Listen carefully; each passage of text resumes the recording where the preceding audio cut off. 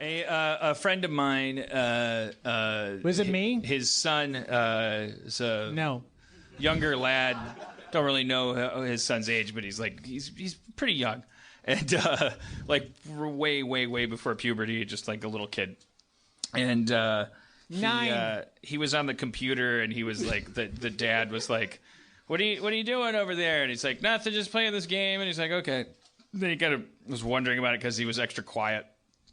And he took him and went and hung out with him or whatever. And then he came back and he looked at the history. Check the history. Which is, this is a new thing now. Like the way I learned about sex was like weird hustler pages in the mud next to a printing factory. And I don't think Andy people are talking about how the basement. internet is like oh, it's this awful thing. Well, it's one pipe of everything coming into your home. I think it's like, again, I was by a storm drain, like crouched over a crawdad river.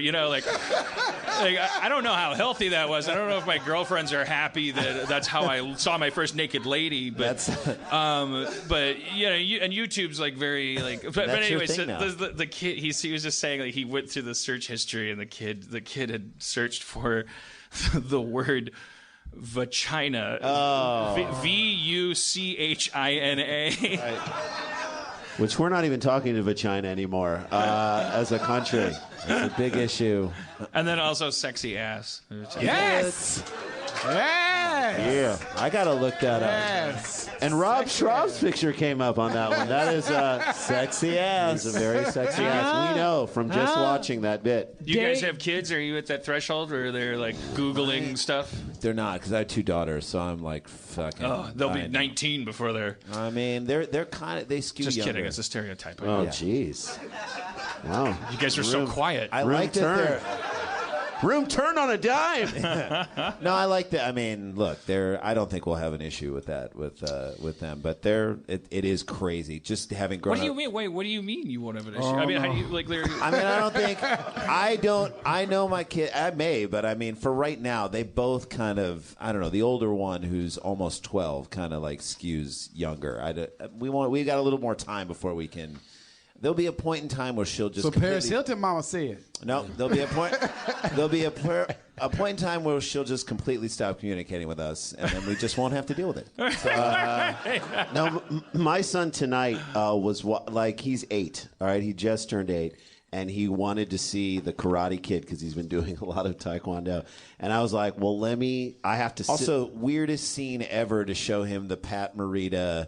If a cop showed up at Pat Morita's house when he was drunk, every single thing that he said, like real explanation of stuff that he was doing, would make him sound like a pedophile. Would dig him into a deeper hole. He's drunk. What? I was just drunk with this 16-year-old kid. I just was having him wash my cars in shorts. I just gifted him a silk robe. What's the problem there? What? I just took him on a boat and let him punch me in the stomach. I put on a chest protector and I let him Cops, what are the problem here? So you wanted to show your son that. I just gave him a car for nothing in return. It, sure. There's no strings attached there. But no, I was like, I haven't seen the movie in a really long time, and I was like, I have to watch this with you, and in case something's in it that I want to explain to you. Like, I was trying to be there for the whole movie, and I was, and there were dropped an S-bomb, they dropped a couple of other things, but the thing that he wanted me to leave the room on is when they started making out. He was like, Dad, get out of here. And I was like, do you need to see this alone? Like,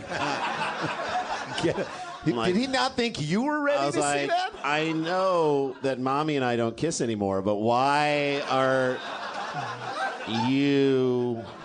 Our favorite moment in the original we've done stand-up on this, and now we're not going to bust into a bit, but the best line, and I saw it tonight, the best line is he makes up, Ralph Macchio, the Karate Kid, makes up, sorry, spoiler alert, makes up it's not, with Elizabeth Shue. With Elizabeth Shue at the arcade, right? And they're hugging, they've just kissed. Dad, get out of here. I stayed. And he goes, so I guess you know about the big karate tournament tomorrow. And she's like, who doesn't? We're like, yeah. It's a weird town. Who in Southern California doesn't know about this obscure high school karate tournament? Well, it's also how they met. He met her on a beach by trying karate on her ex-boyfriend. I go out on a Saturday and there's like wall-to-wall traffic on the 405. I'm like, what bizarre junior high school jujitsu exhibition is happening down in Long Beach to cause this much of a stack up all here. exploitation movies have to They presuppose that skateboarding is a little bigger than... Who has it? Otherwise, they'd have to spend 20 minutes going, once upon a time, the society didn't think karate was important. They skip right to the, in a world where karate is important. But I will say, Elizabeth Shue, I think your kid has probably experienced, she's empirically mesmerizingly beautiful in that movie. She's still beautiful. We got to do a scene with her in CSI, whatever we did with her. She was still beautiful. And the whole time. That movie, like that character coming on screen, it's like that launched 1,000 ships. I mean, it did. It was like it wasn't Ralph Macchio we were enamored with. No, we identified with him and waxed on and waxed off with him because we wanted Elizabeth Shue, and she was like that was the '80s at its fucking most perfect. It was like with the sweaters and the little barrette and the. All right. Perfect.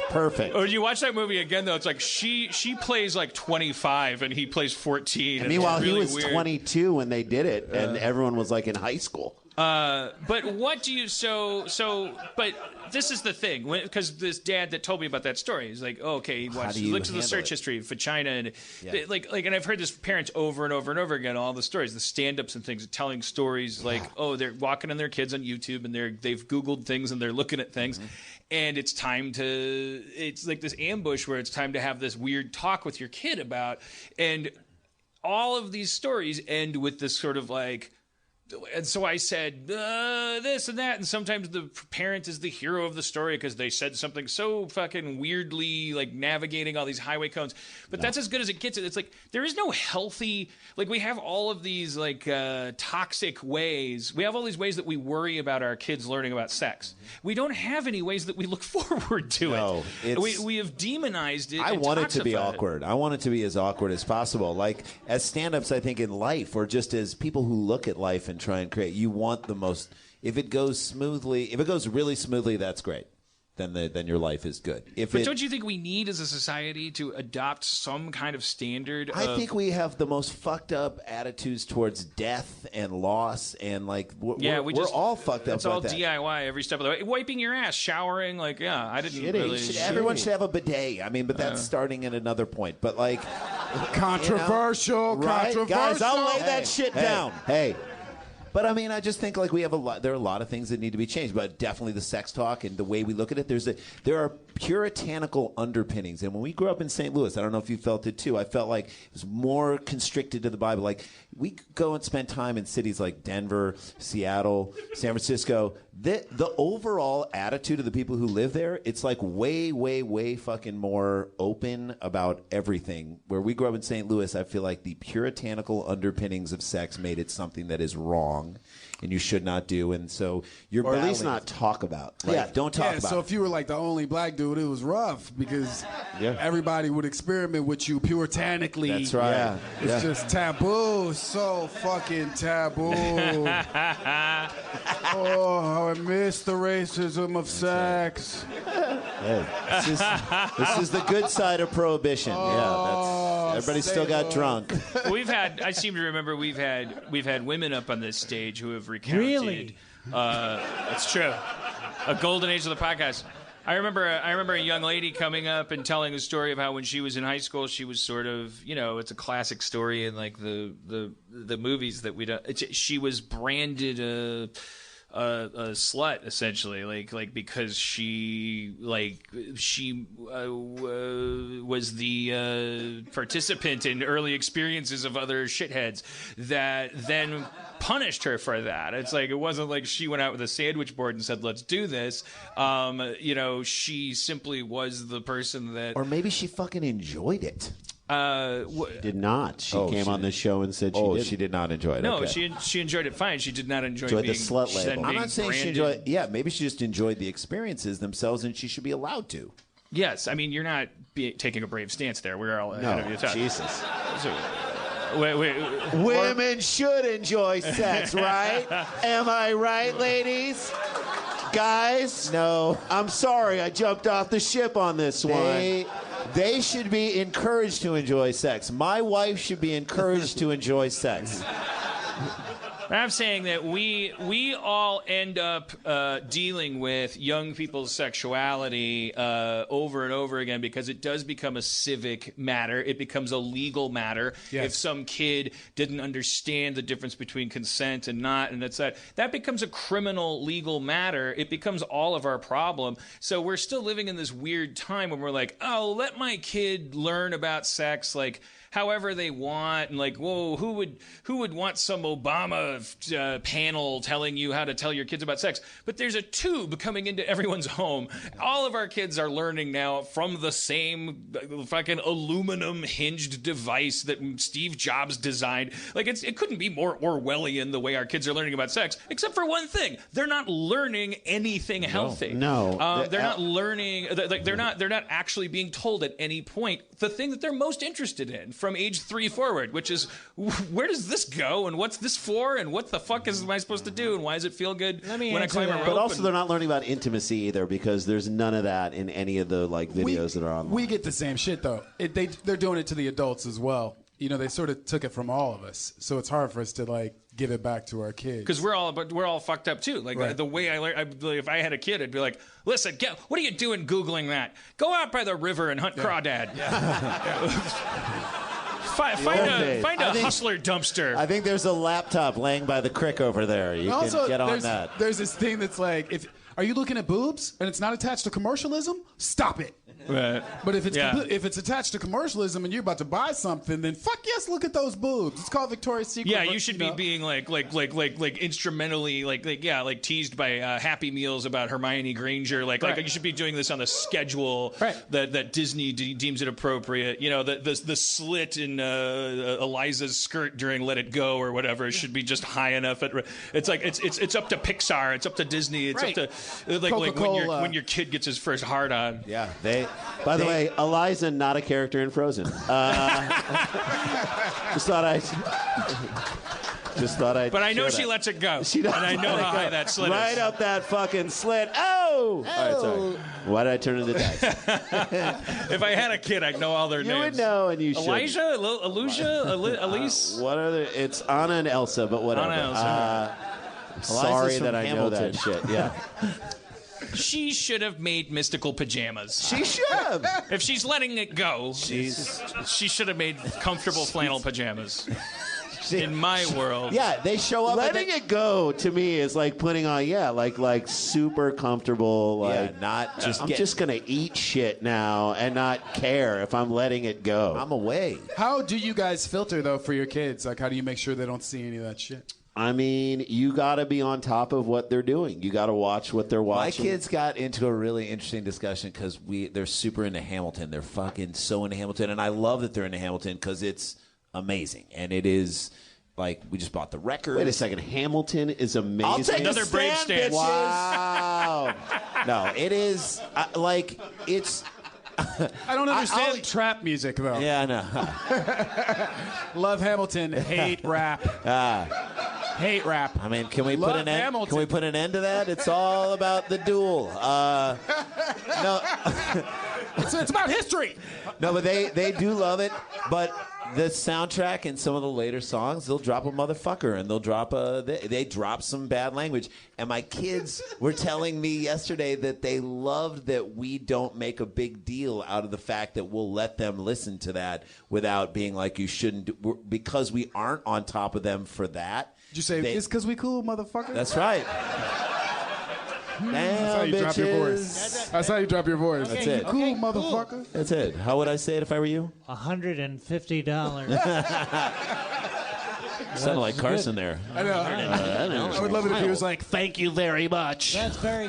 No, but they kind of had this weird discussion where they were like, they were really. My son was like that today when I was like, we heard some of the bad language, and he was like, I was like, why do you want me out of the room? He's like, because you're going to hear something bad and you're going to make me turn it off. And I was like, I'm not going to make you turn it off, but I do. If we talk about it, we can talk about that word and when it's appropriate to use it, when it's not. I'm like, you could actually, some fucking douchebag kid, and there are douchebag kids all over. These 3 fucking kids are all right, so there are these douchebag kids in our neighborhood, and one of them got mad at my son and for some bullshit thing and yelled at him really loud. And my son came in the house, and I didn't think he knew. He was like, that motherfucking piece of shit. And I was like, I was so proud in a weird way that he knew that. Well, here's why I was proud. I was like, oh my God, he knows these words, and he knows not to throw them around at school or in moments where it's not appropriate. And this was like, he was reaching for the worst thing he could say about someone, and then he had these in his cachet. And I was like, that's cool. I thought that was very cool. So like, there is a way, I guess. I was like, yeah, bitch, he does suck. Yeah. But that's the way to, like, I guess that's this kind of example of, like, allowing them a little bit of control in this scenario. Right. Because I think going the other way where you're trying... Parenting, you're going to do 80% wrong. You're going to feel like you're doing 80% of what you're doing wrong, even though you're trying to do everything right. Yeah, I'm not... I would never... It'd be really hypocritical of me to think... some of it shouldn't be upon us. We have an alphabet. We have insulin. We have an alphabet. We have a food pyramid. There's a stand. We got this alphabet, people. We have accepted civic, externalized protocol that we go, like, this is how much body fat you're kind of supposed to have. It doesn't mean you have to do anything. Just like the alphabet. What a fucking dumb piece of shit. I'm sorry. Fucking, I'm sorry. You can turn off my microphone. I hate you. I know. I hate me too. I get excited to share something, and then I just when I get to the pit, and then it's your voice, and I just I know. If it was just a little lower. This is why lower. I just want it to be lower. I know. He gets it. Like when my voice is lower, Brandon you'll interrupts love me, me I'm like, again. yes, sir. I understand. I get it. Something about the length of the larynx. I don't know. Anyways, whatever. Teach your kids how to fuck right, I guess, is my theme. I don't know. Also, your album. Teach your kids how to fuck right. Yeah. Teach your kids to fuck right. That was my favorite Crosby, Stills, and Nash song. Didn't Mr. T do that? Mr. Teach your kids to fuck right. Teach them right. Teach them how to fuck right. Teach them right. Teach them how to fuck right. Teach them right. Teach them right. Teach them how to fuck right. Is that the El DeBarge version of that song? Mr. My girlfriend, by the way, Cody. She yeah, thank you. We were talking about this on the way home from that party. Our listener, our friends talking about the YouTube thing. She learned sex from a children's book that probably maybe hippies have, and maybe not everybody has. But if anybody in the audience remembers this book, Richard Scarry. It was Cars, planes, and running a train. Yeah. Ooh. Oh, snap. Thank you. Drop it. Oh, boy.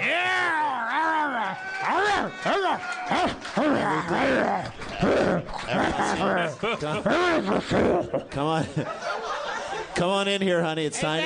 Thank you. Come on in here, honey. It's time to find Goldberg. Goldbug. Goldberg Did you say Goldberg? Goldberg is. That's what the Trump administration is going to do.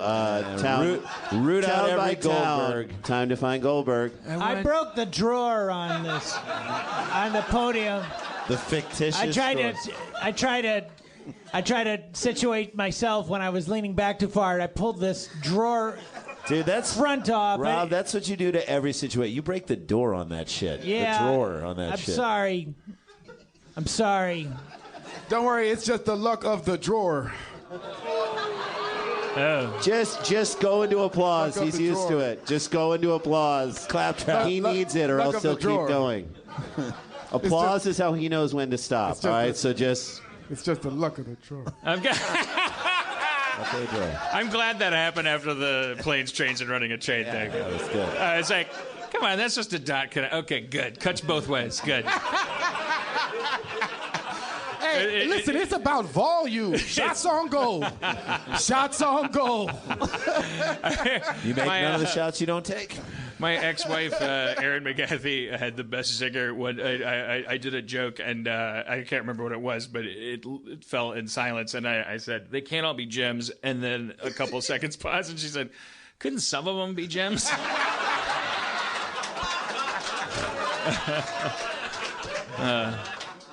Then you So gotta I tip it. divorced her. Yeah. Rightfully so. Here's a gem for you. Serve those papers.